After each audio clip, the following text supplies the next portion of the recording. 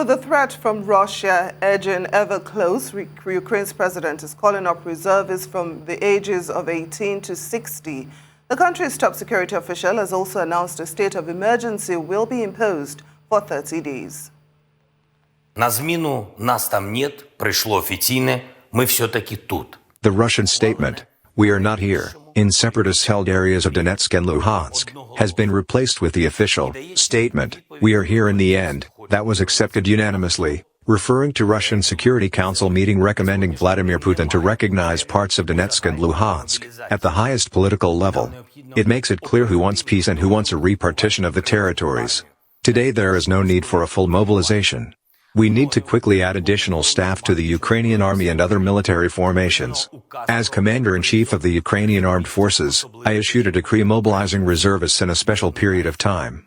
Ukrainians are a peaceful nation, we want silence, but if we keep silent today, we will disappear tomorrow. Well, for the very latest on the ground in Ukraine, we can now cross live to the capital, Kiev, where Associated Press Correspondent Francesca Ebel joins us now. There were reports that shelling was heard in the Ukrainian government-controlled town in eastern Luhansk region. Do we know anything about that?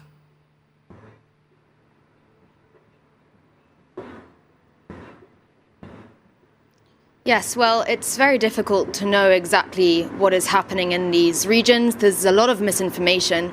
There's a lot of videos that are circulating purportedly showing these shellings, but some of them have turned out to be fake. Yesterday we saw dramatic images of black smoke rising from a power station in Luhansk, and the Ukrainian government has said that this was due to a shelling attack by the separatist regions. Yesterday also the military said that one Ukrainian soldier was killed. Also, local residents have reported an uptick in shelling on the front lines in recent days. And the U.S. have apparently repositioned some additional troops to the Baltic nations on NATO's eastern flank that's bordering Russia, as Russian forces are rolled into rebel-held areas in eastern Ukraine. Now, what is the latest on this Russian troop deployment?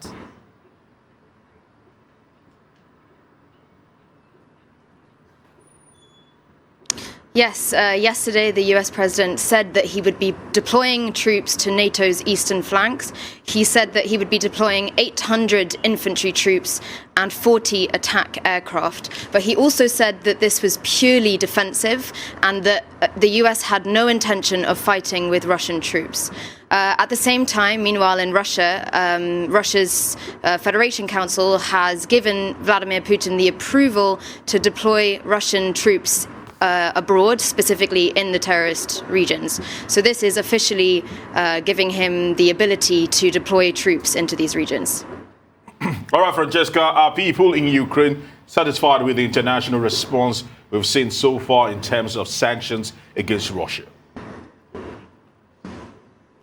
So yesterday we heard that the US, the EU and the UK have all announced a first wave of sanctions. They've promised more if Putin continues with his escalation in Ukraine. But already observers are saying that these sanctions don't seem to go far enough at this point. As observers in the UK said that the 3 Russian oligarchs that were specifically targeted with the sanctions are already on a sanctions list from 2018.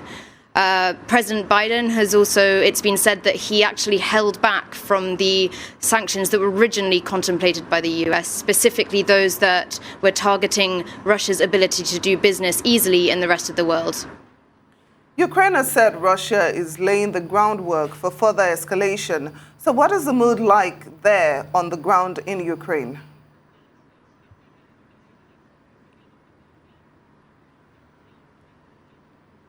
Well, as you can see, it's a lovely day here in Kiev. The atmosphere on the street is actually fairly calm. There's actually a band behind me playing music.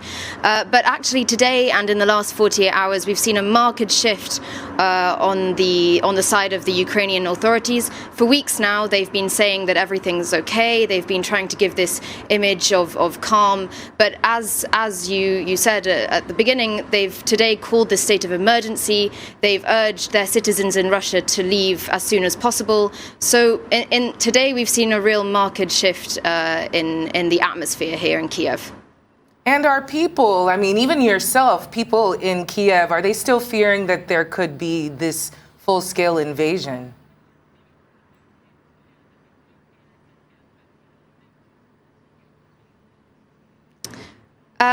Yes, I mean, people are definitely fearful about the future. It's very unsure what will happen next. I think the main question facing many Ukrainians is how far will Putin go? I mean, he's just been given this approval to go into these territories militarily.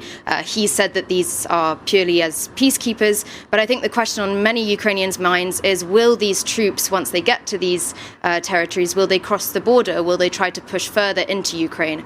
So at the moment, yes, when you speak to people, they are very scared.